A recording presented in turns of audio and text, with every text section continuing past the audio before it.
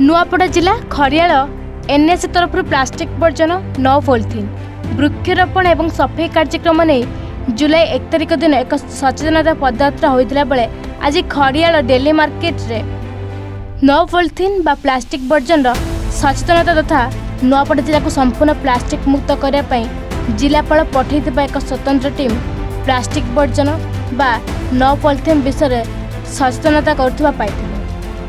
अवसर में नुआपड़ा आसथिबा टीम मुख्य DPMO LM Sunil Mallick SC Shashank Shukla Khariar NSC कार्यनिर्वाही अधिकारी स्वाधीन केतन महारणा अमोक पंडा महेंद्र जोशी राज साहू प्रमुख उपस्थित थे। निर्देश टीम गढ़ाई डिस्ट्रिक्ट तो खरियार एनएससी की टीम दिखाई लीड कर सुपरिटेडेंट आर&बी और अंदर समस्त आम एनजीओ अच्छा